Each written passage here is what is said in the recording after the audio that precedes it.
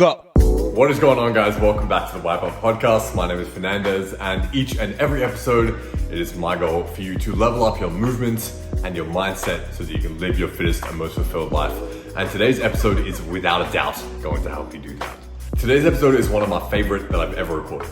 And that's because I learned so much from just chatting to this weapon of a woman who is my guest today, whose name is Amy Bowe. Amy is the founder of Warrior School, an online personal training and education platform that helps women build stronger bodies and better relationships with themselves through physical training. Now, the reason I found this episode so enjoyable to record is because Amy has such a refreshing take on some pretty hotly contested topics, including how women should be training around their cycle and what really building a strong foundation with your body actually means. She's able to really cut through the hype of the women's training, the nutrition, and the functional training space in a way that really provides you some tangible takeaways that you can go and implement into your own training practice to not only make you stronger right now, but also to be able to maintain that way of training well into your old age.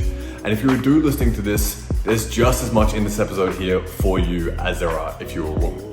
Not only will this episode help you understand the women in your life better, but it'll also help you extract the principles that apply to all human bodies. So without further ado, guys, I'm gonna let Amy dive into this one. I hope you really enjoyed this episode. Please welcome Amy Bowe. Sick. All right, well, first of all, thanks for being here, Amy. This is gonna be really fun. Thank you so much for having me. I'm excited to join you today on your podcast. Yeah, sick. Well, I'm really excited to chat to you as well. I've kind of had a look over yours, and yeah, it's one of the really big reasons why I wanted to have you on, actually, because you are the woman, the coach, the dietitian behind Warrior School. And yeah, I really like the way that you speak about the work that you do with women. And I'm really keen to dive into all of that today. But I'm also keen to kind of get to know you a little bit better as well. So I know you're very training and business focused, but I'd love to just kick it off by what's something that really lights you up or you're really passionate about outside of training and work?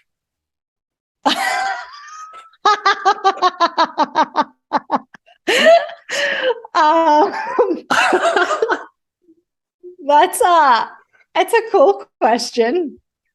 I would have to say training and work are my two biggest passions in life. From my research, I could tell that, yeah. And it's not that I don't have interests outside of those, but they're my two big babies. And nice. That's what I love to do with my life and my time. I love to train. I love to train a lot. I love to train hard, and I love to work. Nice. But I also love to walk my dog. There we go. I love hot and cold exposure therapy. Cool. There's other little interests that for sure we can dig into, but my work and my training are my two biggest passions in life. And that's what I love to do with all of my time. Yeah, sick. I feel really similarly. I mean, they're definitely the two most dominant things in my life as well.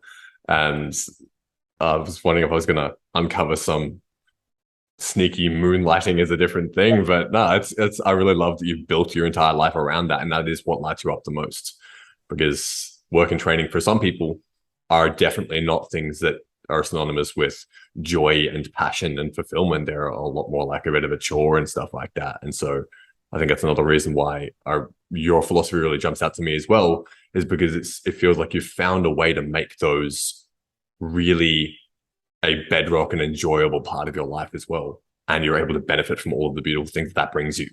So yeah, that's why I'm really keen to have this conversation. I'd love to start, with your story and a little bit about your journey, first as an athlete from such a young age as it's been, and then how that kind of evolved into the work that you do now, becoming a coach early on and then evolving into the kind of coaching that you do now. Yeah, so I come from a gymnastics background. I started when I was 3 years old, and I was born in Canberra. And so the primary school that I went to actually had their own gymnasium there, and they had quite a strong gymnastics culture. And so I did it all through primary school. And then when I was 8, I believe, I went to do trials at the AIS, but that was the time, around the same time, my family then moved to northern New South Wales. So we actually, my mum got a job up near Byron Bay, and that was the time that we moved. And so I was very good at it, and I did it for a long time at a young age, but due to, changing environments, they didn't have a strong gymnastics culture in a small country town in northern New South Wales. So I do actually remember really feeling sad about that at 9 years old when we moved, that I could no longer do gymnastics at a competitive level. And so I actually stopped gymnastics and started dancing. So then I danced throughout primary school and high school. My mum was a very good field hockey player. And so I have 2 sisters. So the 4 of us females in the family, we all played field hockey, and we were quite good field hockey players. So I played competitive field hockey all throughout high school as well. And I've been in a gym since I was about 14 years old. So for a long time, I've been in a gym environment. I've been exposed to training and moving my body, training hard at a competitive level. And then when I finished high school, I did my undergrad degree in exercise science and nutrition. So I actually did dance and drama all throughout high school. So I love to perform. Nice. If you were to ask my parents, I was always playing dress ups. I was always making my sisters perform. I danced, I did gymnastics. So there was always an expression with my physical body. And then I found drama in high school, and I did drama throughout my entire high school years. And then I actually did it for my year 12 major. And I wanted to be a famous actress, walk on the red carpet and win an Oscar. That was like my vision. That was my dream growing up. That's what I wanted to be. I wanted to perform. When I danced, we did musicals. Like, I love singing. I love musicals. I love performing. I loved acting. So I finished high school, and my goal was to get into a performing arts school in Australia. So I applied to performing arts schools. I did auditions, and I did get into a performing arts school. But at the same time, my sister was enduring anorexia nervosa. She had an eating disorder for quite a few years. So going through that experience with her, this is where I started to develop a fascination with our relationship to food in our body. I believe that I was always fascinated with my body and what my body could do. Not that I had the language or the terminology, even when I was young or even in high school. No terminology or language, but I always loved to move my body. So I knew that there was a strong, powerful relationship with my body and moving and training, but didn't yet have the language. And then when she got sick and we were working through that experience, I had finished high school, so a little bit more mature, and I started to really look at this relationship that we have with our body and food, especially from a female's perspective. And that's when I decided that I would become a dietitian and I would specialize in eating disorders. And so I went and I did my undergrad degree in exercise science and nutrition. While I was doing that, I still trained, but not as much as I had done previously during high school, because I studied a lot and I did really well because I knew that I wanted to get into a really good master's program and do my master's in dietetics. So while I was at university for my undergrad degree, I still went to the gym, but I wasn't competing in anything or pushing hard. My focus was my studies. So then I moved to Melbourne and I applied to do my master's in dietetics. And so then I completed my master's in dietetics.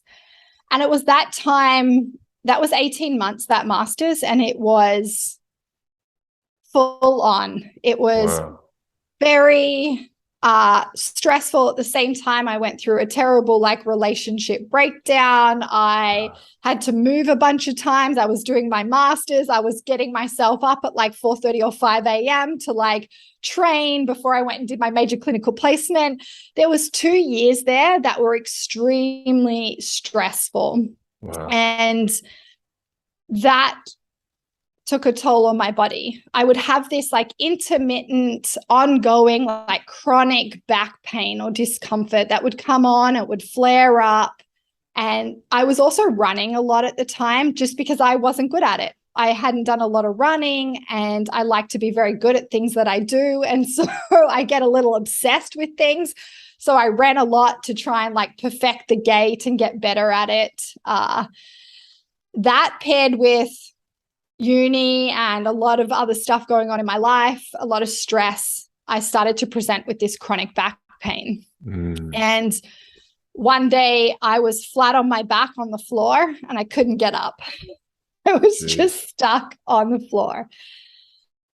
And that was so hard because I was always this strong girl, this athlete, this capable girl that could always do things with her body. But here I was flat on my back on the floor and I just couldn't get up. Anyway, I was coaching at a corporate gym in Melbourne. So I worked in the PwC building, the PricewaterhouseCoopers building at Genesis there.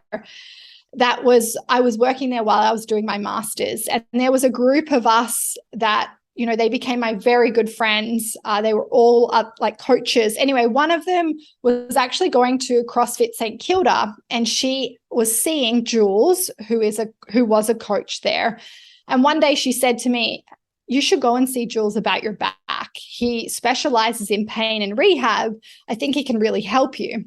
So I went to see Jules out of his house in St. Kilda, and I remember that first session. I was just so weak and so broken, and he gave me 3 movements, and I still have those 3 basic movements saved in my phone. It was a body weight hinge pattern because I completely lost all connection with my body and I didn't trust it, and I was scared to train, and I was in pain, and I was just stressed, and I was doing this master's that I didn't like because it was clinical and unsatisfying, and it was and then he gave me a half hollow body, and the third one was to massage or ball my psoas muscles. So there's these 3 basic movements. He's like, "Go away and do them for a week." And so I went and I did them every day as prescribed for a week, and then I saw him again.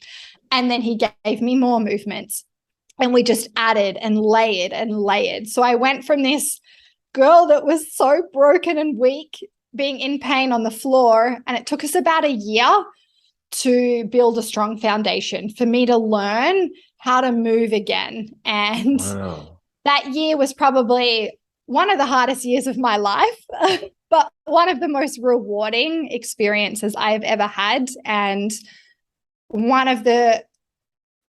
Jules is one of the most amazing coaches I've ever worked with. He is unconventional and extremely good at what he does. And he really taught me everything that I know about training, about building a strong foundation, about building a body from the ground up, training properly. So we spent that year building that strong foundation, moving from being in pain to pain-free, from feeling scared to feeling confident. And one day, I think it was a good 9 or 12 months into our work together, I was seeing him once a week. We were just rebuilding the body. And one session, he taught me how to snatch. And I fell in love with it in that session. And I just had this natural ability to be able to do it well. And it's quite common with dancers or gymnasts to be quite good at the pattern or the movement technically. And I remember that session, and that was the first time in over a year that I had felt strong and capable and excited to move my body again. And so then I got into Olympic weightlifting and I trained a lot. I trained 6 days a week, I'm 4 hours sensing a a theme day. here. Yeah, I trained a lot. And I started to compete in Olympic weightlifting. And Jules and I, we worked together for over 5 years.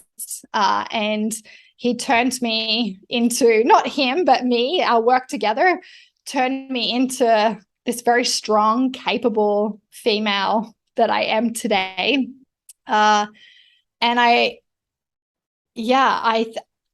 have Olympic weightlifting and Jules, I'm so grateful for those two experiences because I believe the two problems that I see when it comes to, so many females want a successful and a sustainable training practice because they know that if they have those two things, they're going to get the results that they want. They want to feel great in their body. They want to feel strong and they want it to be sustainable, but they can't get it. And so when I started working with Jules, I thought, okay, this is the real problem because I had done sports all my life. I had done an undergrad degree in exercise science and nutrition.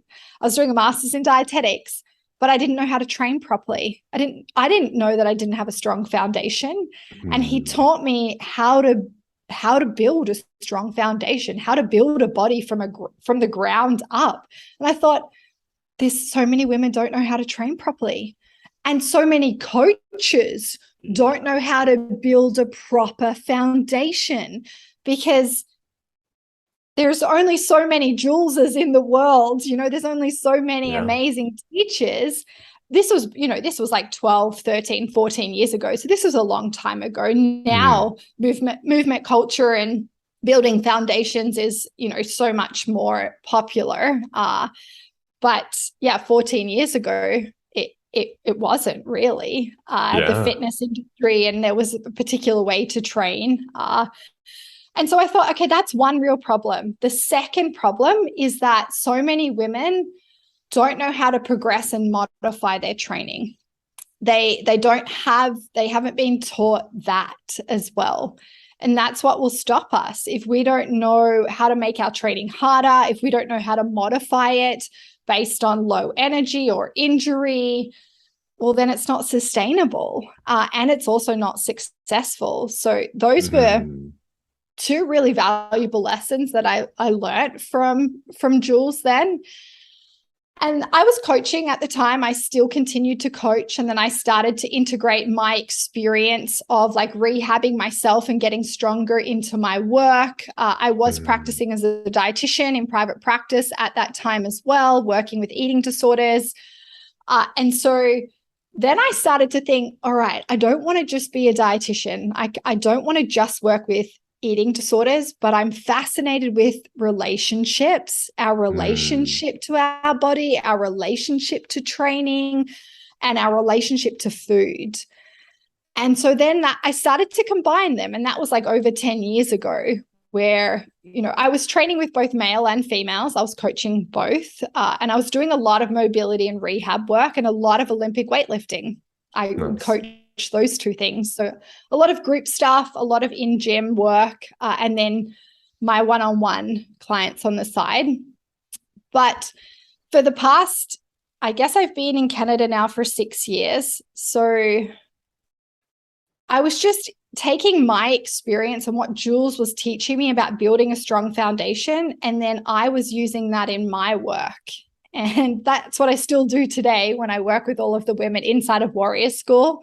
They come in and I help them build a strong foundation. I teach them how to train properly and how to build their body from the ground up. Now, people listening are like, what do you mean by a strong foundation? What do you mean by building your body from the ground up?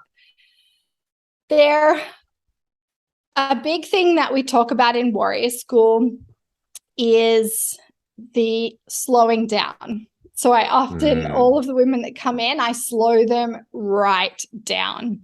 And so their practice becomes very slow. We go back to basic movement patterns. I demand very high quality from the movement. I want them to connect to their body, which means that the practice needs to be slower. They need to pay attention to what they're doing. And so it's really about coming back to basic movement patterns. Do you have access to that pattern? Why don't you? Can you control yourself in that? And we do a lot of body weight strength work at the start, because I believe you should be able to control your own body before you think about adding external things to that body. So my women earn the right to make it harder or make it more complex or add load by doing a lot of body weight strength work. So that's a big part when they first come into Warrior School. We slow it down. Pretty much everything's body weight, and we earn our movement patterns. We own the pattern. From there, we then start to play around with load or complexity of a movement, and we just build it from there. And I'm teaching them how to train. And I know you do this in your work, Michael, is the processes and the methods. And this is what I believe can be so empowering for people and for women, is, do you understand how to train? The processes, the methods, the standards, the qualities that we need. And so, yeah, that's what I do now in Warrior School. Yeah, I love this. This is so good, and we really align on so many different philosophical things. But there was also, like, thanks for sharing that story as well. There was so much gold in there I want to kind of dig back through as well. But just for people listening as well who might be curious a little bit more about your approach and think, okay, this solid foundation thing sounds really good. What kind of basic patterns do you believe that people should start with mastering before they start to go into adding load, adding complexity, like in stuff like weightlifting and stuff like that?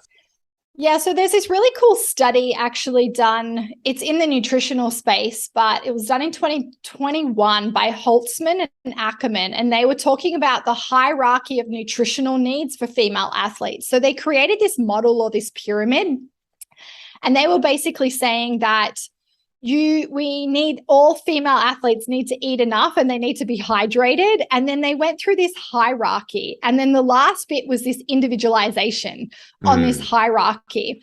And I saw this when it first came out. And I had always thought about this. This is the way that I was taught by my coaches and my mentors. There's a hierarchy of training needs for women.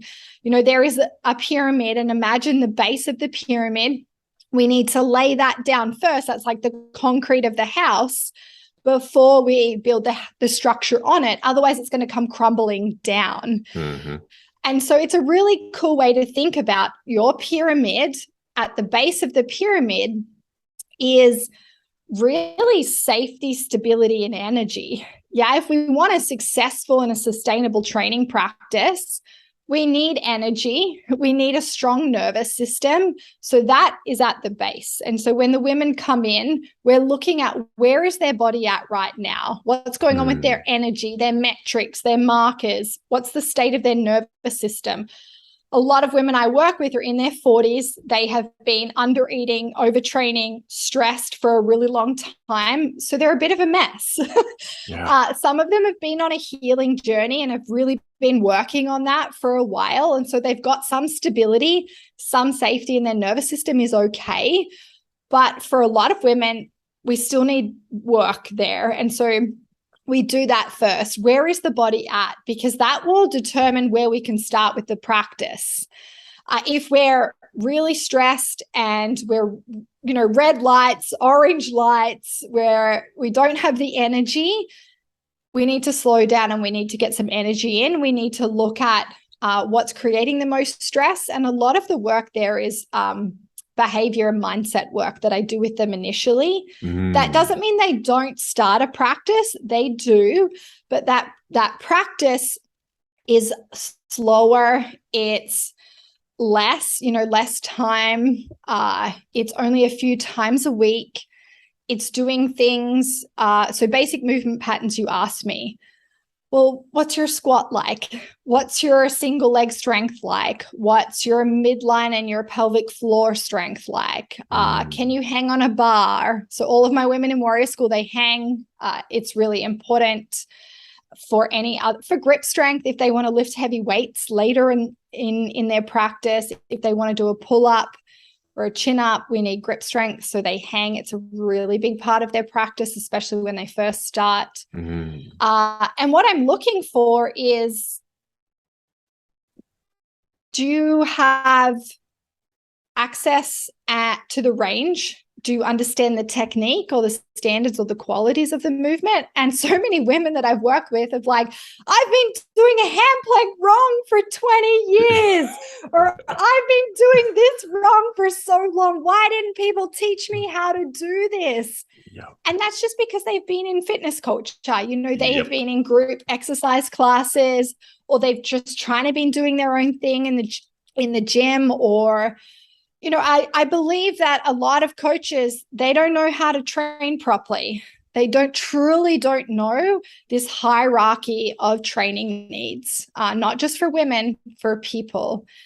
Yeah. And so a lot of us have just been taught by coaches that don't understand how to build a proper foundation, that don't understand that, okay, actually it takes years to build this. It takes years to get strong. Yeah. So many women are like, why did no one teach me how to do this? And so that's what we do. And I'm not saying that it's the perfect way or there's only one way. I remember when we were squatting, you know, this is like 12 or 14 years ago, this was the time where CrossFit was really big and we were doing a lot of external rotation with the femur and pushing the knees out when we were squatting. And now that shows that actually isn't a great thing to do with your squat. Yeah. And so, you know, there's no one right way. And I think as coaches, we need to be open to all different types of modalities, all different ways. And one thing may not work for someone that we're working with because of their structure, or, you know, so working with these women, it's so cool because they have never really been taught how to train properly.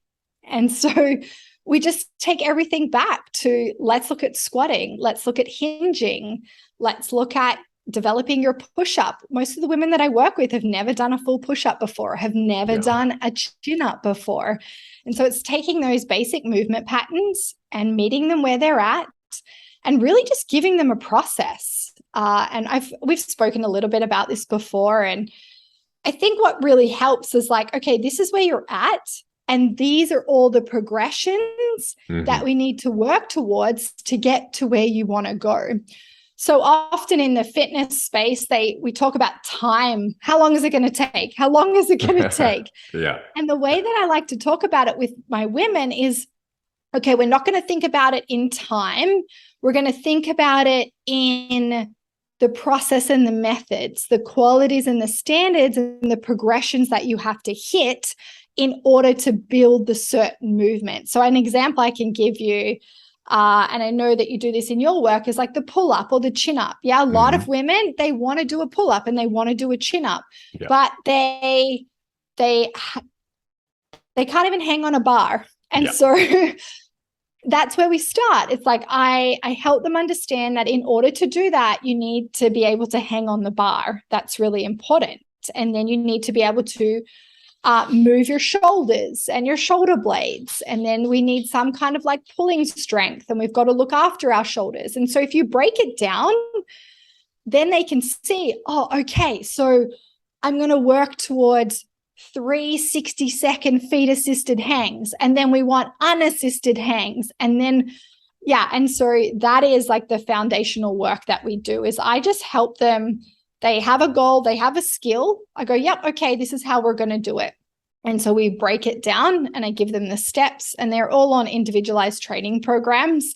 And so we slowly build their foundation.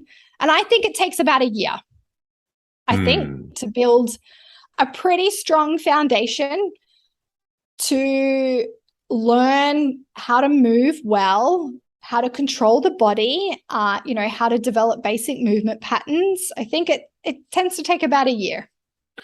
Yeah, I think what you're talking about is really important. And I love what you're highlighting about this, the inbuilt progressions as well. because someone might hear that, oh, it's going to take a year and be like, I've got to wait till a year before I can even start doing anything. And actually, I think the reverse is true. When you focus on the small incremental progressions and you get to see yourself improving in meaningful ways, you're actually able to do different things with your body. It's not just like another little weight plate. It's like no, I'm really actually improving in the ability to move my body. You're feeling all of the actual, like, you're feeling your body improving the way it feels as well. You're like, oh damn, like this little niggle that was there before is actually feeling like it's I feel strong in my body. I was reaching up to grab this thing from the shelf and I'm like, damn, I feel limber. All of those little things stack up over time. And actually, when you start to look at the progressions, your timeline for improvement is so much shorter rather than, okay, well, I want to lose 20 kilos. And I'm not going to be happy until I get that endpoint. It's like you get to celebrate all little wins along the way. And I think that's so powerful and so important. Yeah, I really like how you frame that. It's so true. When we have a clear plan and we have clear progressions and qualities and standards that we want to work towards, that shortens the journey, or it makes it clearer. I have women that have wanted to do things with their bodies, or like certain weights or certain skills. They wanted to do it for years and years and years and never got there. And it's just because there wasn't a plan, there wasn't a process and the method. And this brings up a lot of friction. So when a lot of women come to me and they come into warrior school and I slow things way down, it creates a lot of friction with them. They don't like it. The first 3 to 6 months is actually really hard. And I know how that feels. I remember when I started working with Jules, I would cry nearly every session because I was just so weak and so broken. And I thought, this is going to take forever and this is hard and it sucks. And so I totally get it. When people feel frustrated and overwhelmed and there's a lot of friction that comes up when you slow your practice down and you start to build a strong foundation, I get it. But if you can have someone to lead you through that and you make it through that 3-6 months, then the friction starts to dissipate and you realize, okay, I get it now. I get what the slowness is about. I get why you're making me do this like long line lunge split squat, super slow and, going into the range. Because for me, it's not just about getting strong. It's about being mobile and flexible and having control over your own body. And actually, one of my women sent me a really funny meme the other day. It was a muscle and then the tendon and the ligament. And they were standing on the opposite side of the muscle. The muscle was like, come on, guys, I want to go. And the tendon and the ligaments are like, hell no, we're not ready yet. And it's so funny because that holds us back a lot of the time. Yeah, 100%. Like sometimes we just want to go. Yeah, we want to push and our muscles quit. But like our tendons and our ligaments aren't ready yet. So all of these women have these goals to like do pull-ups and push-ups, yet their tendons and their ligaments have never been trained before. They're not ready. And that takes years to develop the tendon and the ligament strength to do that. Now, I'm not saying that they don't get progress along the way, like you said, Michael, they totally do, but it's just understanding that it takes a really long time. And sometimes, I'll say to them, okay, now don't be disrespectful because you want this to take you want this to be quicker because I've had to work my butt off for 14 years to get to where I am. And so what you see me doing is 14 years of work. What you see all of these women doing that you're looking up to, that I think it's amazing that they inspire you, but it's often a decade at least of work. And so that's a really hard thing for someone, I think, when they have been training for a long time, but they're not getting the results that they want, or they keep getting injured, or they're not managing their stress properly. And then they land at this place where they're like, we tell them, okay, let's go. We're going to start now to build the foundation. And they're just like, no, I'm tired. I've been doing this for so long. And you're like, it's going to take at least, a year for us to lay a good foundation. And then we get to like, let's go. And then years and years after that. But you got to love it. This is the thing. and it depends on your expectations and your goals. And I say this to my women all the time. What do you want? Like, what's the vision for your training? What's the vision for your life? Like, what do you want to be able to do? Because we can get you there, but is that what you really want in your reality? Because I've trained for, 14 years, a solid training practice, hours a day, periods of time, twice a day for a really long time. Now, if that's not what you want for your life, that's totally cool. Not saying that you won't be able to get strong or feel better in your body, but we really need to check those expectations and those goals, because it takes a lot of work and a long time to get really, really strong and to do all of these amazing things with your body. And is that your vision? Is that what you want to do? And if it is, great. That let's go and do that. But if it's, if you just want to train to like feel a bit better and to look a bit better, okay, and that's totally cool. We can do that. But I think you have to love it. And a big part of my work is helping women fall in love with training, fall in love with the practice, because that, I believe, is how you will get the results that you want. That's how you get that sustainable and successful training practice. Is you got to love it. Yes. You take the words right out of my mouth. This is something I talk about all the time, falling in love with not only your physical practice, but also in love with your body and the things that it can do and all of that journey as well. And so, yeah, I think it's really awesome what you're talking about. And I want to dive a little bit more into some of the other things. I think you've done a really good job of painting the picture of what people need to start by doing with their training, with their physical body. But there's so many other aspects that holistic is a loaded term, but there's so many other aspects that you involve in your approach as well. And one of them is helping women understand their cycle. Now, there's a lot of different kind of coaches, and this is like a space that's really, really blowing up. And I think what comes with that is a lot of sometimes conflicting information and a lot of noise as well. So I really, you've been in this space for such a long time. You got your background in dietetics as well. I'd love to dig into this a little bit with you. But just starting with taking a step back. And if I was a woman that kind of heard about training around my cycle, I was like, it sounds a little bit like it's too much work, or it's I just want to train, I just want to do it in a way in my program. Like, how would you sell me learning more about the cycle, and what benefits would I kind of get from learning more about my cycle and training around that? Great question. It's been interesting to watch this space develop over the last 6 years. I started to talk about it. I started to learn about it when I was competing in Olympic weightlifting, and I wondered why some days felt harder than the others. And I just started to get interested in the physiology and the hormones. And we aren't taught this stuff in school. We're not taught much about our hormones and our menstrual cycle, and I've done 2 degrees and we didn't talk about it very much. So while I was injured one time, I just started to do some research around the cycle, the physiology, what was actually just going on. I had always had a cycle. My cycle has always arrived regularly on time and mostly without symptoms. I've never been on any hormonal birth control before. And so I just started to get curious. And when I would just start by writing the day of the cycle in my training diary. And then I would just see if patterns came up around maybe what day I was on, how my training went, how I felt. And this was the time when I just I've been keeping a training diary since I started with Jules. So, a very long time ago. And then I started to track my cycle about 7 or 8 years ago now, and writing that in the same training diary. And then the work, by Dr. Stacey Sims and Lara Bryden, and there's some leaders in this space that are doing some really cool work.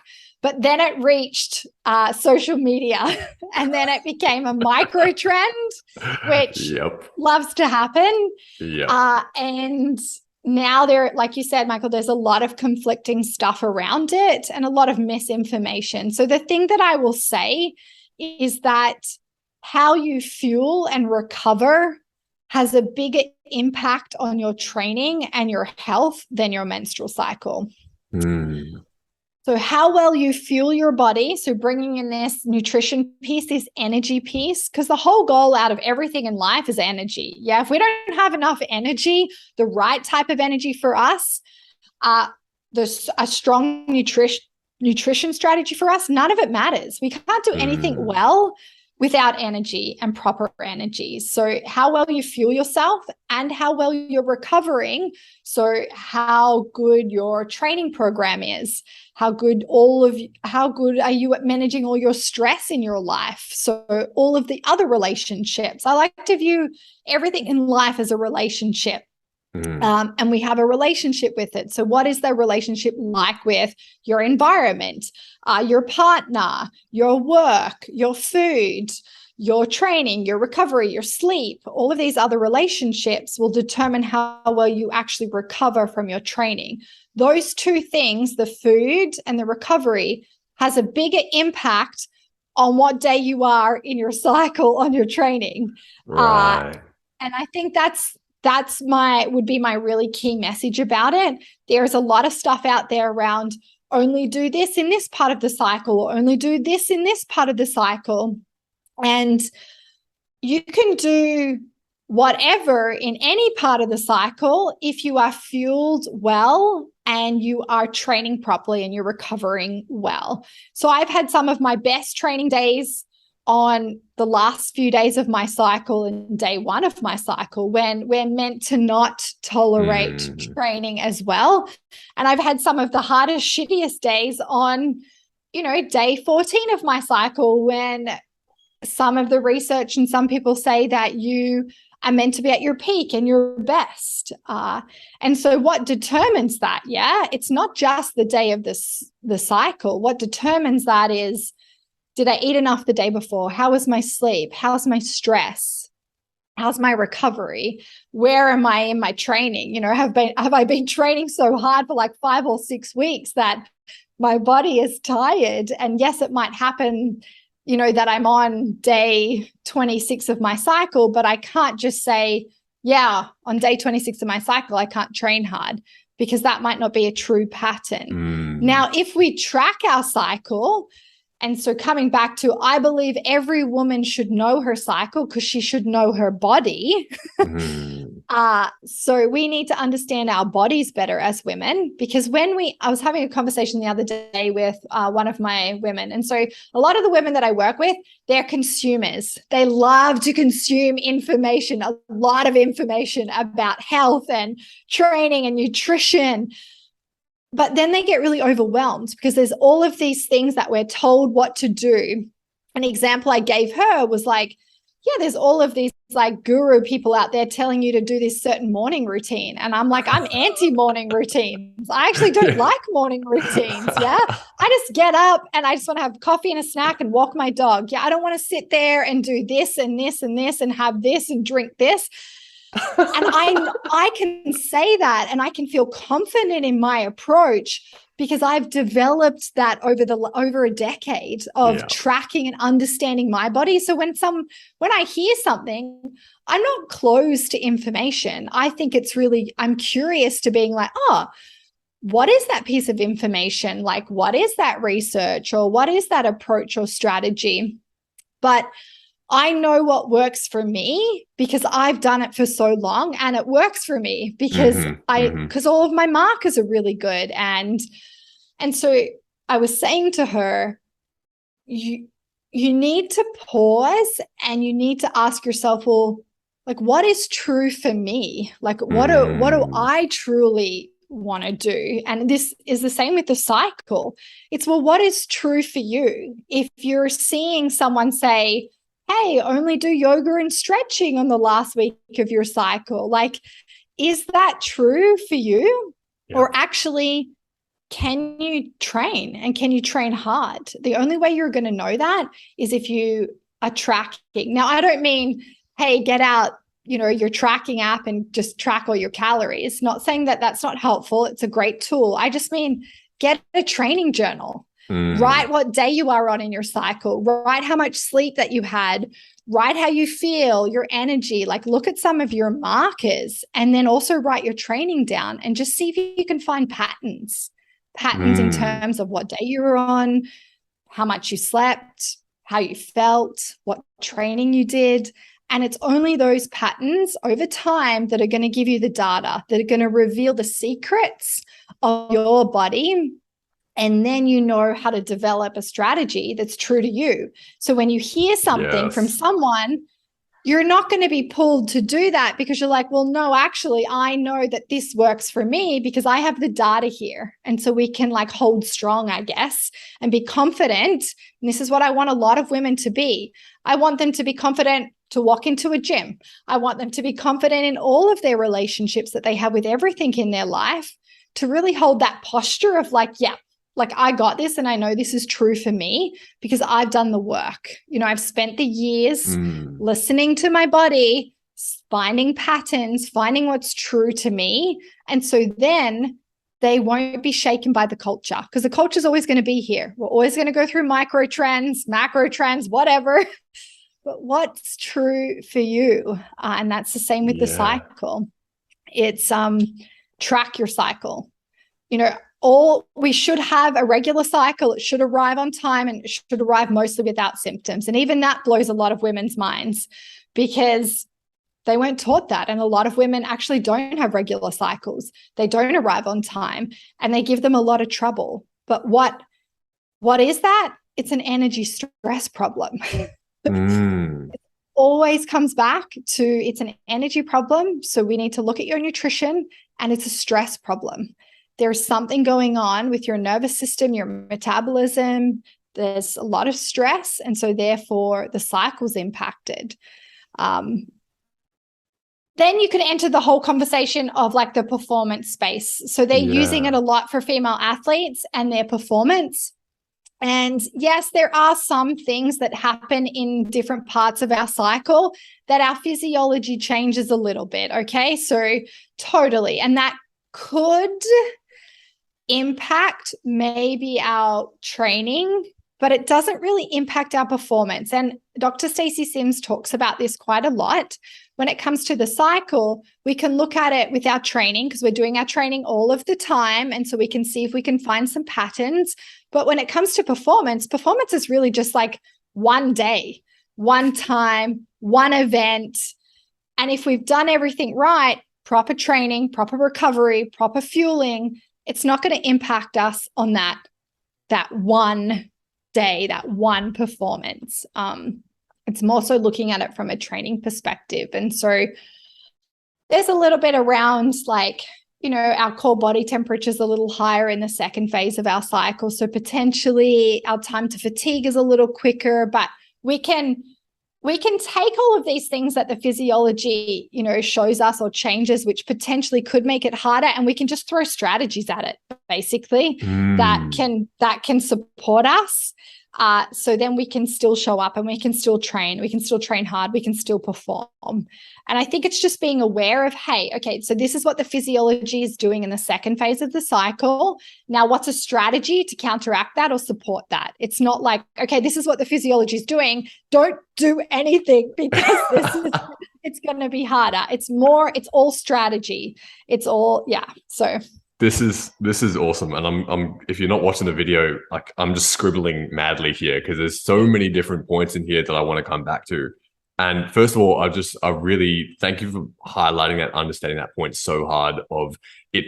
The cycle stuff falls within the context of your nutrition and your recovery and a proper training program. Because so often when I hear people broach these conversations, it's straight into, okay, phase one is this, phase two, you want to go a little bit less endurance, but a little bit more on this day, and you want to peak to this. And it's like, it's this iron rule that is going to govern everything that you have to do.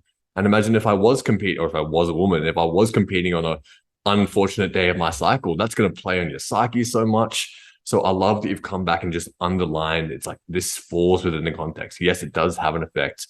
Yes, we do want to get to know it. But at the same time, it's not the kind of overbearing, you know, another thing to stress about, another thing to have to track and have to like, oh shit, what do I need to do now? And I love that you're bringing it back to the relationships as well. Because if we were to go on a tangent and talk about, okay, what things should we be eating? What things should we be training? You know, what movements does everybody have to be doing? how much sauna does everyone have to be doing? You're always on the routines or the what. Whereas when you're focusing on the relationships, you're able to build those answers for yourself. And I really wanted to underline that as well, because this is the whole teaching a man or a woman how to fish, as opposed to just giving them the fish. And there's always going to be highly, highly, highly individualized things, not only in terms of preferences, but also physiology. So the most important thing is just to fucking start and to continue learning, not only from outside sources of information, but also from yourself. And that's why I wanted to bring it back and ask you a question about the training diary as well. What do you believe are them? Because that's such a beautiful tool for people to, all my clients keep a training diary as well.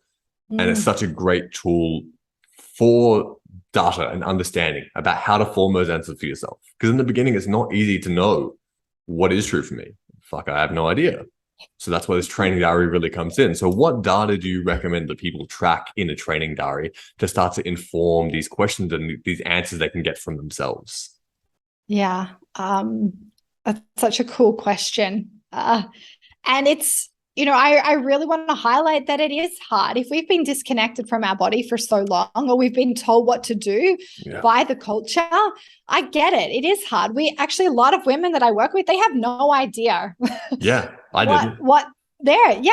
What's going on in their body and what their body's telling them and what their body needs. And so the diary or the tracking is really an awareness tool. And it just can literally start by write down your training sessions. One, for me, it's like I use an app, and they have an app and they have their own program and everything, but I've never used an app for my training. It's all old school. It was all written in diaries, or it's just like, even my coach now will send it to me in an email, no videos attached, nothing. And like, because I've been doing it for so long, I can decipher it, and I know, but for my women and for my business, it's much easier for the app and the experience, and they love that.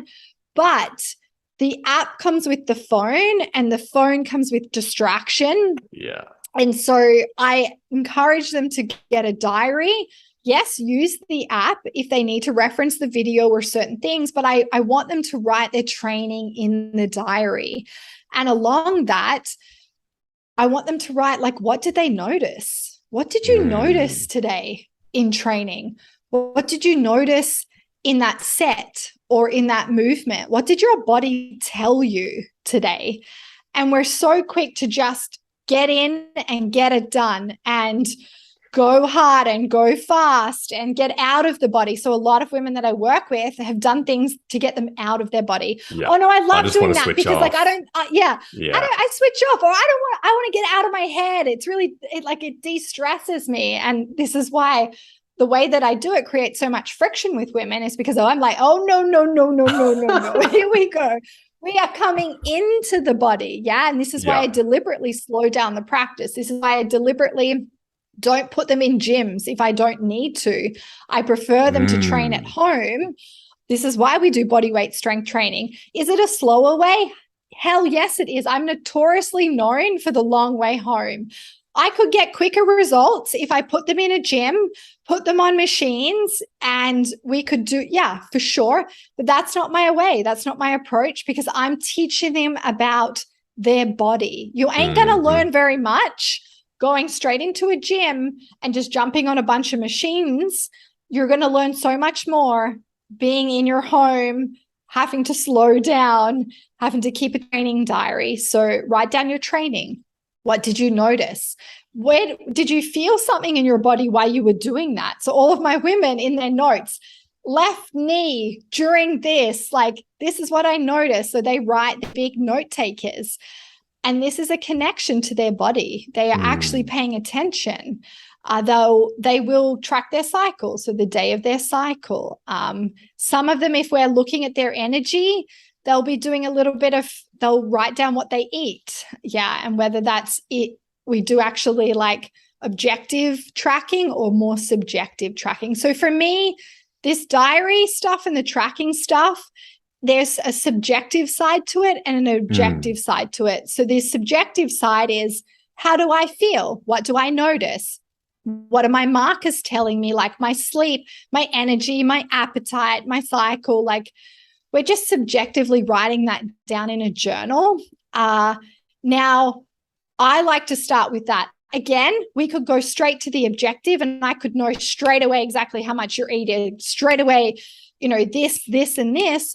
But so many women have followed plans and diets and ways for so long that I like to do the complete opposite of like, how about we just subjectively start to pay attention and then we'll start to build the strategy. Now, months in, we might go to the objective data. Yeah, we might do some actual food tracking and, but we're so disconnected that we need to start by slowing down. We need to pay attention in our training practice, even in our day. Like, yeah.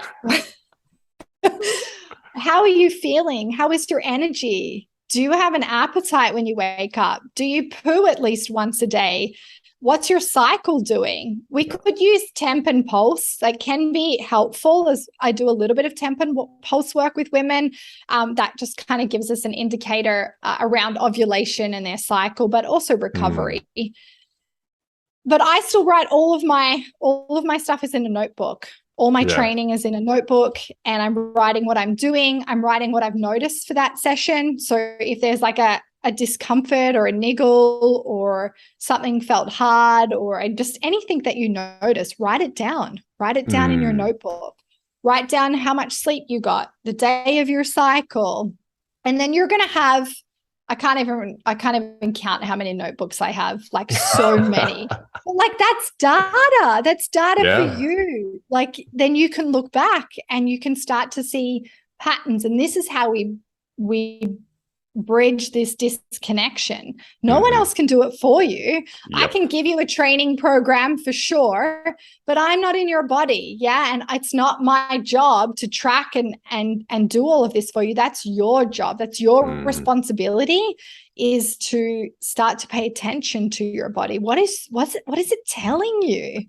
And then once we have that, we can then build stronger strategies. We can then modify the practice or modify the nutrition. If we don't have any data or you're not even aware of what's going on, it makes it really hard for us to create a strategy. Absolutely. And it's based on, I love you talking about the subjective and the objective, because sometimes the word subjective can be used as kind of a dismissal. It's like, oh, that's just subjective though. Yeah. But the subjective is just as important, if not even more. Like when it comes to the human experience of life, like the subjective is like, well, my numbers are really good, but I fucking hate my training and I feel like shit. But look at these, look at this snatch though. It's like, well, what are you prioritizing? And I think that moving in a direction of more healthy relationship with the body, the subjective data, to track that as well, and to have that as equal weight, or at least important in different ways to your objective data as well. I think that's super powerful. And I love that you gave some specifics for people to take away as well. And there's so many more questions I want to ask you, so I want to keep moving. But okay, let's go. There was what you were touching on before about the regular cycle and how it should be arriving on the same day, mostly without symptoms. I think that's a really, really powerful goal for people to strive for as well. But I also know from many conversations with friends as well that that's far from a foregone conclusion. So when it comes to eating to support your cycle, what are some of the most powerful principles, or if it is specifics, you can give specifics, but how can somebody start to think about eating to move themselves towards a more regular cycle? Yeah, great question. So the cycle is one metric. So we have what we would call like metrics or biofeedback is the way that we talk about it. Basically, when we think about, a lot of women will talk about what is health. Yeah, because health, obviously, that person looks healthy because they're skinny. Yeah, let's just say from a female's perspective. Sure. Or, that person looks unhealthy because potentially they're above their healthy body weight. But for us to understand true health, we've got to look at markers. Biofeedback. The cycle is one marker, one piece of biofeedback. I've mentioned a few others. We can do temp and pulse work, our bowels, our appetite, our sex drive, our energy. All of those things are biofeedback. They're telling us how healthy and and well functioning the body is. Now, if we've got a lot of red crosses against that biofeedback, that's telling us that there's something going on. And mostly for most women, it's an energy problem. It's low energy availability. They are literally not eating enough food to support their body. So a lot of the research and a lot of the women that I've worked with, it's pretty much low energy. So not enough coming in for what they're doing. Do that long enough, and then you create a little bit of like a metric marker shitstorm, and then we create hormonal imbalances, high cortisol, thyroid issues. So then it becomes a little bit more deep. And so a lot of women have thyroid, adrenal, a lot of hormonal problems. So, but it's come from years and years and years of under eating or dieting, restriction, and stress, like high stress, either overtraining or overdoing life. Or, it can be environment, it can be relationships, it can be trauma, it can be anything that's creating a lot of stress, chronic stress. Yeah. So then if you're having issues with your cycle, no, it's just a marker. And so have you got all red crosses? If you have, okay, that's like a bit of a red flag, like a big red flag. Yeah. We've got a lot of work to do. Yeah. The system's telling us that it's really stressed. We need to attend to it. The first thing that we do is, okay, what's creating most of the stress? If it is a food issue, okay, well, then we need to look at your food strategy. So are you eating enough? Are you eating enough? Are you eating? Are you eating? Yeah. Are you eating frequently? Are you balancing your meals? What's the ratio of protein, carbs, and fats there? So there's some basic principles that we can work on, but the big one is, are we actually getting enough food in? A lot of us, a lot of females, not even females, a lot of us live in a low energy availability state. We're just not eating enough food. So that would be the first thing that I would look at. Is how can we get more energy in? One of the biggest leaks is not eating enough food. And so we start to create a food strategy. Mostly that's eating a little bit more across the day, eating a bit more frequently, balancing our meals better.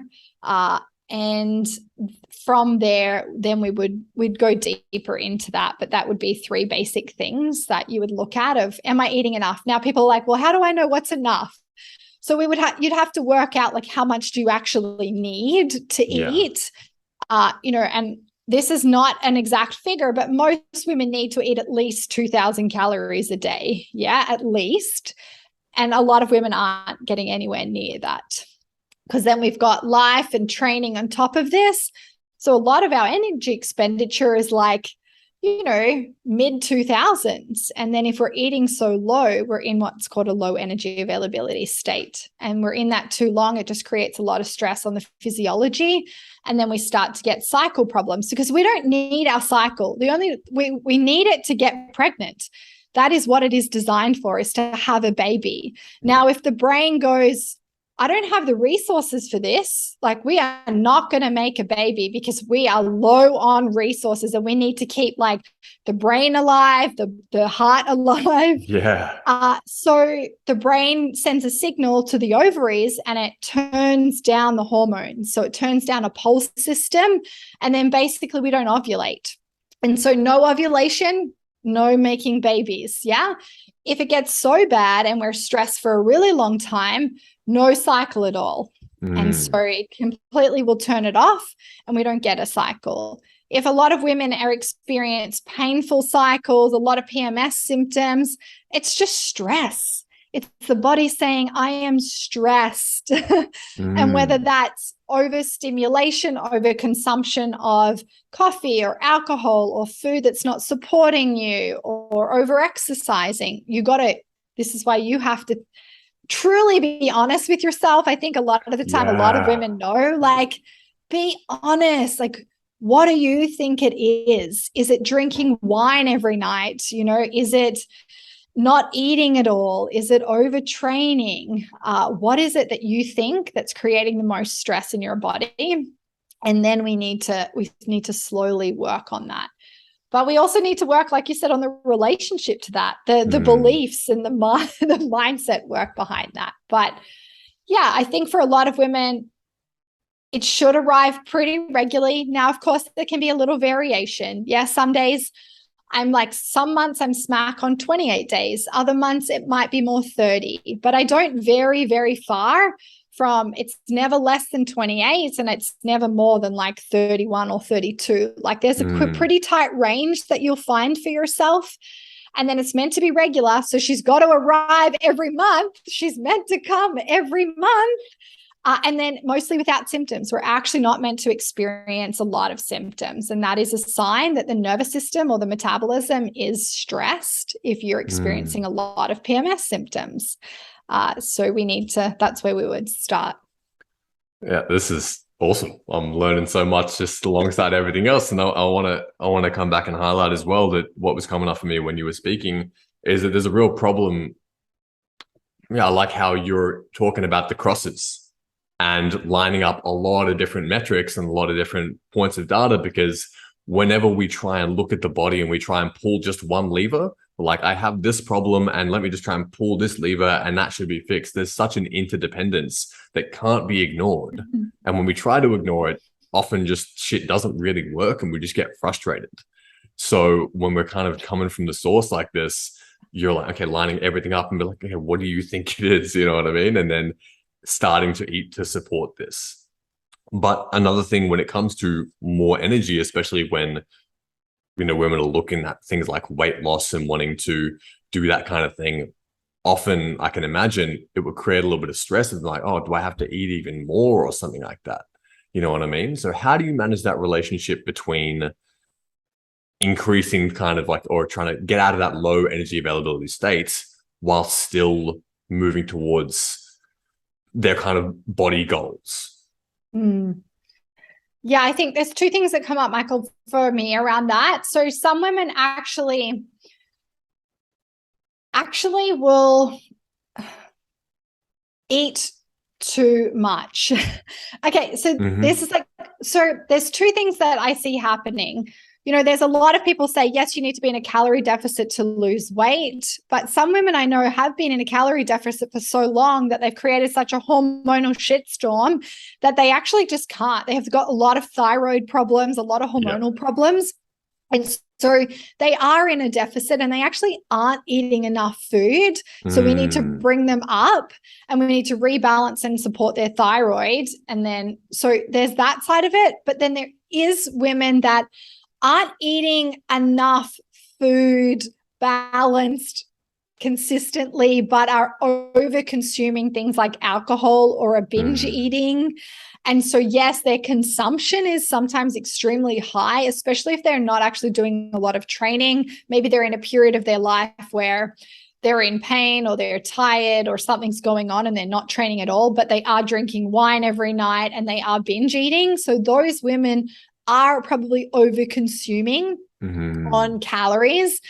And so they also probably have some hormonal stuff going on, but yes, there is an overconsumption problem. So there's two sides of it, I think. Nice. And for that side, we're looking at, well, why are you using alcohol in that way? Like, how can we regulate your food and create a stronger nutrition strategy so you're not going through cycles of binge eating or overeating or over consuming alcohol. So we would look at that, and potentially they actually might need to actually bring down their energy intake. But we're looking at, well, what are you actually eating? Is it supporting the body? Is it supporting you hormonally, physiologically? Or are you getting most of your intake from foods that aren't supporting you? So there's that side of it, and then there's the other end. I work with the other side a lot more, of actually women in that true low energy availability state with true like hormonal problems that aren't actually eating enough food to support them. So I see both sides to it. Mostly the other one. So what was your original question? No, I think that answers the original question very well, because I was just saying, I think that for some people it could create more fear around well, I want to reclaim my cycle. I want to get better and train more, but does that mean I have to eat more? Like you'd have a lot of experience working even in the eating disorder realm, that the idea of more food can sometimes create anxiety. And so, Absolutely. Yeah. yeah. Yeah. And so, Yeah, it's where are you? And yeah, this is coming absolutely. back true to you and your patterns and your behaviors. And I just tend to see the first one a little bit more, where it's actually a true low energy availability problem. Then there's a whole strategy to that, Michael. So it's like slowly building it up over time.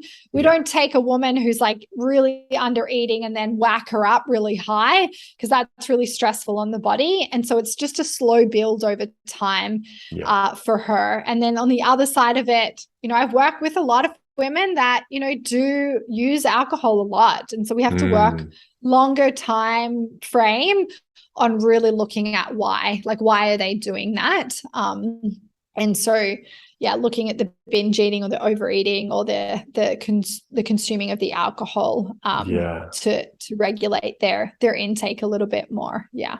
Absolutely. And this is why, going back to the interdependence thing we were talking about, is that I really do believe that the only way, once you start kind of scratching the surface a little bit of your fitness journey, there's just an absolute ocean underneath of it that is so interdependent on everything from our psyche to our relationship with ourselves. So I think that not the only way, but the best way to ensure that your fitness journey is not just going to take you into more suffering and more stress is to come at things from a more quote unquote holistic perspective, and also work on yourself, quote unquote, or start to try and improve your relationship with yourself and your body. Because so often these things, these beliefs that we hold about ourselves and our bodies and who we are, they play out in so many different places. And the manifestations in the body, whether it's in the cycle, whether it's in alcohol consumption, and this applies for men and women, they're just like the symptoms presenting on the surface. And underneath is all of that, the self-belief, the self-love or the lack thereof. And I think that the body is just a beautiful gateway through which we can start to explore these different parts of ourselves and these different aspects of our character that often, if we've been staying up in our head or been just going super, super fast all the time, we've been ignoring all of like the kind of the rest of the iceberg that's underneath that. So yeah, I think that there's so many things that we've had in here that have been that people can really go and take and run with. And that's what I'm really, really happy about as well. I want this to be practical and takeaways. And like, if you're a dude listening to this as well, save the cycle stuff. Like, this stuff all applies to men. I'm sitting there and I'm nodding my head vigorously, because these things are so, so, so important to understand your relationship with your own body, to get subjective data on your own training and how you feel about what you're doing, not to get tied up in the 3-hour morning routine like I personally did for fucking years. Yeah. But to find your own answers about what is true for me and what is working for me and what do I want to do. I think that these are some awesome through lines that you've kind of been touching on. Yeah. I think training is it's my favorite gateway into all of the other relationships. I just think it is, we all need to train. And I say this to my women, no, you actually, even if you don't want to, you need to do it. You have to train. Like, it is essential for your health, and you have to do it. Now, of course, we look at developing it into a relationship that's a long-term committed relationship that we love, but we have to do it. And we've just got it backwards. Yes, we have to work and we have to do this and we have to do that and we have to, no, you have to train. Yeah. It is essential for you to be a healthy, functioning, amazing human. Yeah. And it is also one of the best gateways that will help you look at all of your other relationships in your life. And it will help you make all of those other relationships powerful. If you feel better in your body, in yourself, if you can stick to something, you're consistent, you feel more confident, it changes the posture and how you show up in every other area of your life. And that's what I want people to experience is and this is why I'm so grateful. I spent all of my 20s just training so hard. And like, I didn't grow a big, amazing business and I didn't earn a lot of money, but I trained my butt off, and I learned so much about training and movement, and I built a strong foundation. Now we're working with a lot of people who didn't do that, who worked their butt off at school, who have worked their butt off in their career. And then they get to this stage in their life, and then they look at the training piece. And I think we've got it backwards. I think we need to spend our early adolescence and our 20s training our butts off. So we all have these amazing, strong foundations. We know our body, we got our strategies, we have energy. And then I'm like, okay, now go and do life, and now go and like create a family or create a business or create a career. It's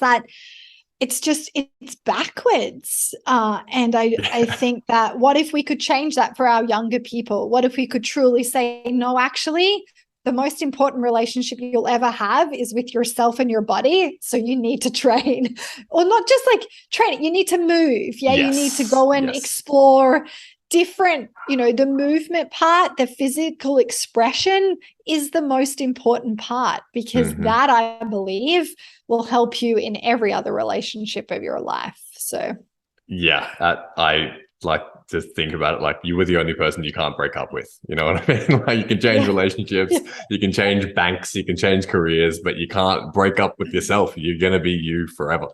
So as much as we can change and evolve, you know what I mean? The relationship with ourselves, that one constant, is just so important to go super fucking deep with. Yeah. And the last question I wanted to kind of ask you as well is looking forwards a little bit.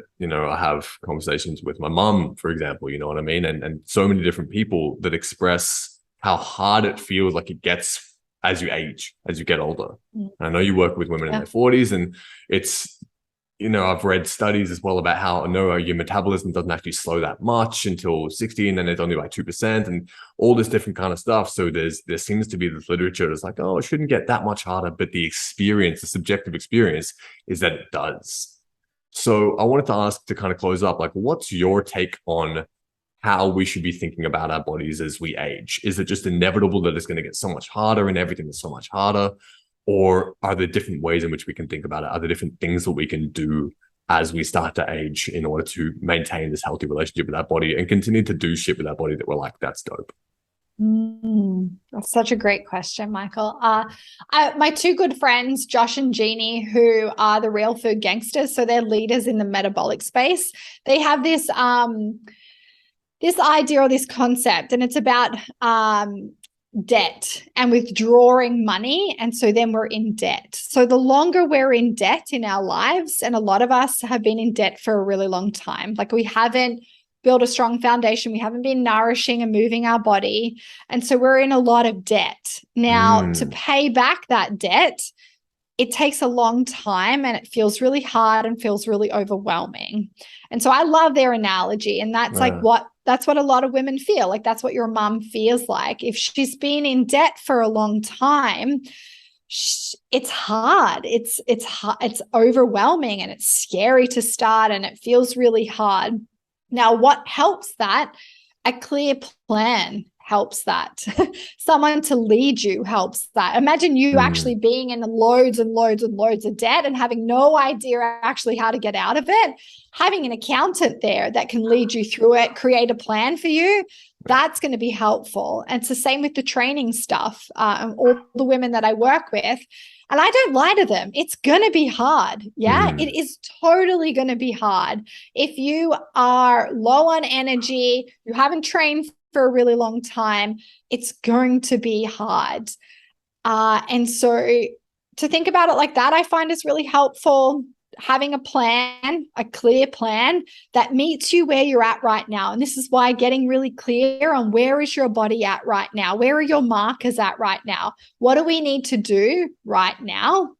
And then having someone lead you through that, and this is why I'm a massive fan of coaches and teachers and mentors. I've had them all of my life. I've had teachers and coaches and mentors, but I will have them forever. I have it in my training, I have it in my business, because I believe in coaches. And and we need help being led in certain relationships in our life. And that's what will help you. If you're stuck and you feel overwhelmed and you're not sure where to start and it feels really hard, have someone lead you through that, who has led many other people through that, who has been through that themselves, because it will be so much. I'm not going to say easy. It's not going to be easy, but it will feel so much better, I guess, if you're led through it. Absolutely. And as someone that I don't actually know why I did this, maybe it was just arrogance, but I like resisted the idea of like coaches for ages, because I was like, no, I should be able to do this myself. And that was literally what led to me like literally getting nowhere for like 9 years straight of my training life. I was just spinning my wheels. I was just getting absolutely nowhere. I wanted to build big muscles, and I was just look like I never trained in the gym. And it wasn't until I actually hired my first coach that really started changing. So I couldn't agree more. And it's been similar with me in business as well. Like I definitely went the other way, where I was like, I trained a lot all through my 20s and I've developed that relationship with my body. But when I started my business, I was like the new guy in the gym. I'm like, oh, what the fuck do I do? And so that's when I hired, and we share a business coach, John Marsh. And so that's when I hired him, and it's exactly the same thing. Just being early on in your journey, feeling directionless. I'll speak for myself, not knowing what I should be focusing on. And I could spin my wheels and try and do it myself, or I could get someone who's walked that path and helped others walk the path before, guide me in that right direction. And it's just like saving yourself a little bit of mental anguish. So I really, really echo your sentiments of the importance of coaches and mentors in so many areas of life. Well, because the information is out there. All the information is out there. So you have to think, well, why aren't I doing it? Yeah. It's not it's not an information problem. It ain't an information problem. It is actually taking that information and creating a clear strategy that works for you. And that's the problem. This is why so many women or even just people, they don't have a successful, sustainable training practice, because that's not their craft. That's not what they do. They can't take that information, and they don't have the knowledge, the experience, and the understanding to make that into a plan. And this is why you work with a coach. This is why we work with our business coach, is because all the information is out there, but that's not our craft. That's not where we specialize. And so we want someone there that can lead us through that and create a plan and a strategy for us and our business. It's the same with training. And this is why I believe everyone needs a coach. And imagine the world if everyone had a coach. Imagine humanity if we all had coaches and we were all being led powerfully in these relationships in our life. It blows my mind to think about what the world could be like. 100%. And so if you're listening to this and you have been training for a while, or you've been doing, maybe your business for a while, but you're not really like getting anywhere, or you feel really frustrated, just invest in a damn coach. It's an investment. And I promise you, finding obviously the right one that works for you, but it will blow your mind, and you will get far better results, because you honestly just work harder. You push yourself harder when you have a coach. And I used to be really against the accountability thing. I thought, no, that's not my job to like hold you accountable. And I used to be like, really, but I think it's leadership, it's the constant dynamic adjustment that you help them with. And so I don't view it as accountability. Like, I'm not saying, hey, did you do your this? But it's like, okay, it's just the leadership. And if something comes up in your training practice, I just help them adjust dynamically to that. And this is the problem again. If you are following this program online and you go to the gym and something happens to your body and then you can't train, or you don't know how to adjust it or modify it, you get stuck and then you stop doing it. Whereas if you work with someone that understands how to help you move through that, there's no stuckness, that there's still training. Like if my women get injured, we still train because I know how to adapt their training around that. And that's, again, it's the same with our business, with our finances, whatever relationship you want to think about.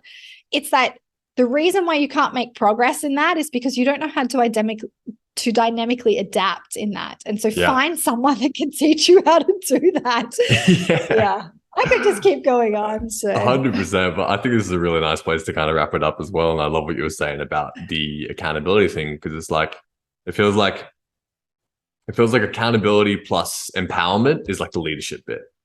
Like you're not just creating if you accountability without that empowerment, you can be creating that dependency, and you're constantly, someone's just leaning on you the entire time to be motivated and I just want to outsource my own drive to somebody else. That's different. But to be led by somebody who's empowering you with the knowledge, empowering you with the systems, empowering you with the understanding, empowering you with the ability to find answers within yourself, that's going to set you up long after people stop working with yourself, people stop working with me, because they're going to have the ability to find those answers within themselves. And I think that is something that a coach can give you, even though it's a bit of a paradox. You're going outside of yourself to find that information, quote unquote. You're still going to leave that process. If it's a good coach, I believe you're going to leave that process with the ability to take yourself forwards. And that might be after 10 years. That might be after 6 months. I don't know. But that is the power of coaching. And I think that's a really beautiful place to, not that this is a segue, but this has been an amazing podcast. And if people want to go and find out more about what you do, how can they do that? Where should they go to find you? Yeah, so I run a school called Warrior School. It's an online coaching program for women. And I teach them how to redefine how to live and train through training and coaching. So they're all on individualized training programs. We all do individualized coaching work, but then there's a group component. So we do live coaching calls and teaching calls, all on this stuff that we spoke about today. We're just redefining how we live and train as women against the culture, basically. Yeah. So I asked for a minimum 9-month time investment, Michael, and I'm actually going to go to 12 next year. Nice. Because I believe it takes at least that amount of time to build this strong foundation, to break down old, beliefs, to look at mindset work, to get a consistent, basically it's to get a consistent training practice like that. My women are so blown away when they have consistently trained for a year. They've never done that in their life. Like, have a think, for people listening, have you consistently trained for a year in your life, like shown up? And a lot of us can't say yes. And so that is the number one goal when they come in. We are going to get you a consistent training practice, and you're going to do that for at least a year. And so that's why I asked for that time investment. Where can you find me? On Instagram. That's where I sit, play, teach, educate, show up the most. I also have a podcast, the Warrior School podcast. She's been going for a couple of years now. Everything we spoke about today, I speak about on the podcast. And yeah, my new website's just about finished. So, but you can just find that on the gram. Nice. Awesome. Amy, this has been sick. I've really, really enjoyed not only like listening to you and learning from you, but also just hearing a really refreshing approach. And I think that you've cleared up so many like misconceptions and myths and just created a lot of clarity in a space where there's a lot of noise. So thanks so much for coming on. This has been really fun chatting. Oh, thank you so much for having me. It's a pleasure. And thank you for the important work that you do.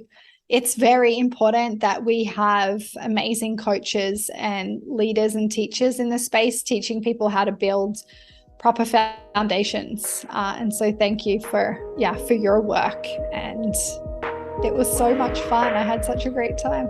Go. Boom. That is a wrap, guys. Thanks so much for tuning into the episode. And if you've made it this far, then I know you've got a ton of awesome information out of this one.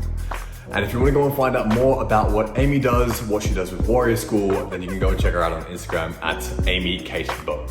That's AmyKateBowe. And you can see a ton of her own personal training that she does for herself, as well as more about what she does with Warrior School. And as always, guys, if you're sick and tired of the same old workouts that you're doing in the gym and you want to learn how to build cool bodyweight strength skills that are going to get you more muscle, more strength, and more mobility, then you can go and check out my skill-based strength coaching program that you can do from anywhere in the world, one-to-one custom programming for 12-week blocks. You can find that at whitebelt.com, whitebelt.com/train. You can check out everything I have to offer over there. Much love, guys, and I'll see you in the next episode.